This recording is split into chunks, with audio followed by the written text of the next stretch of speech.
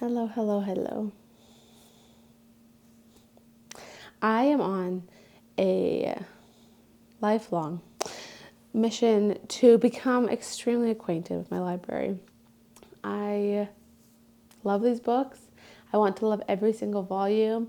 I want to know them and reread them and have them all marked up and be able to think about them and quote about them and compare them to each other and just be really steeped in their goodness. That is my dream. Okay. And I was thinking, what are some things getting in the way of that? And one of them is that I currently have so many books. Not crazy. I'm not dissatisfied with the amount. Okay. But I have a bunch of books. There's specifically this one category of book in my mind that is books that are kind of a question mark. These are the books I want to look at. I think I want to do a little series.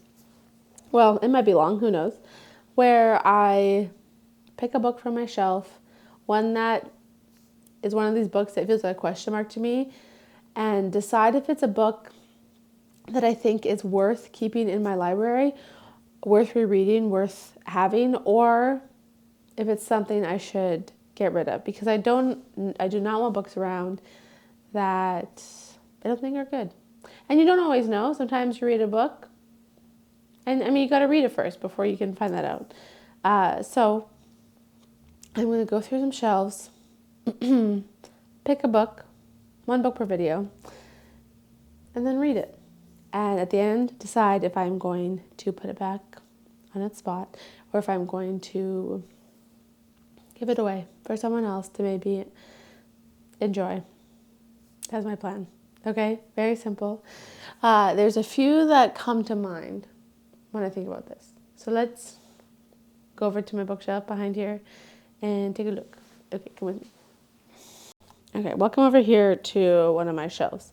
Okay, the book that first comes to mind when I think about this challenge is this guy right here, the one that's sticking out a little. Okay, and I think it comes to mind because it always glints at me with its little copper spine. So I always see it when I am across the couch. It always catches my eye. And I think, I don't remember anything about that book. I don't remember if it's good. But it is beautiful and it seems like it has potential.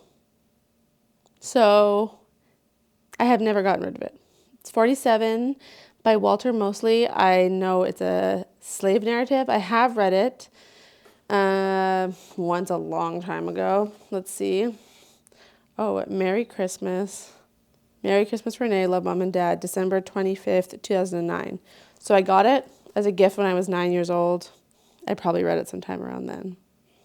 Yeah, I feel like it has the potential to be good, so I'm keen for this one, which is why I've kept these books on my shelves. I haven't kept things that I know are trash or are likely to be trash, hopefully. Okay, but there's things that might be good. And so I've kept them in case. And this, I think, could be one of those. It's short. I guess I got it when I was 9, whatever you want to call it, middle grade. I think I'll be able to read it in a couple days, which is a very satisfying way to start this challenge. Because I imagine there are some big boys on here that will not be so quick. So come with me as I read 47. Tell me now, how long has this been going on? There were I wanted to of my spine. come up here and talk about this. Okay, it has been a couple days since that last clip you saw of me reading. I finished this book very quickly, within 24 hours or so. Less, I think. And then I've just been thinking about it for a couple days because this book is very interesting. I started reading it, and at first I thought, okay, this is just a straightforward slave narrative story, a story that's been told many times. I've read many depictions of stories like that, and so it started like many of those stories do. And I was kind of like, okay, cool. If that's what this is, that's it. Not that those aren't stories, like important stories to tell, you know, but it does feel like there's been a lot of them, and especially this was a novel written in 2005, and it felt like it was just going to be a repeat of stuff that had already been said, you know. But then, okay, this is my initial judgmental thoughts. Okay, I was reading, and then I said, Renee, stop being so judgmental and just read the book, okay, and just enjoy it. And I was reading it, and then I got to the good part, okay, and I am not going to give you any real spoilers, okay? But if you want absolutely no idea about what happens besides it's good and you should read it, and I'm definitely keeping it on my shelf, then you can click away now. That's fine. But if you want some more info, stay here. Okay, I got to the good part. Okay, and the good part is this one character who comes in, and he is a little supernatural, and he comes in and he really transforms the story. How do I encapsulate him without ruining everything? I'm like spoiling everything. Okay, so often we feel very stuck in our situation. It doesn't seem like there's any real options besides the place I'm living right now, with the people, with the job I have, with the people I'm around. You can feel very stuck. And I think that is really would have been a common feeling of people in situations like this, right? It's like I have no power. I can't go anywhere. If I go anywhere, they're going to shoot me. That's it. I think that's why Walter Mosley chose the setting that he chose, because I imagine that these people often felt very stuck and trapped, and like they had no power.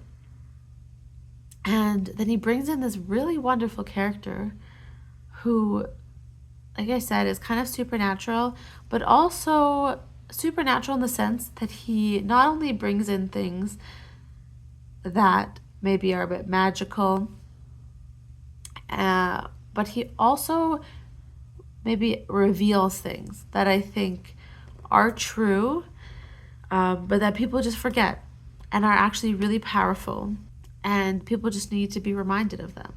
And he transforms some of the characters just by, and yeah, when I think about it, just by things that maybe seem supernatural at the time, but are actually things we all have access to, you know, just like even something simple like telling someone that they're beautiful, or reminding someone that they do have the power to change things.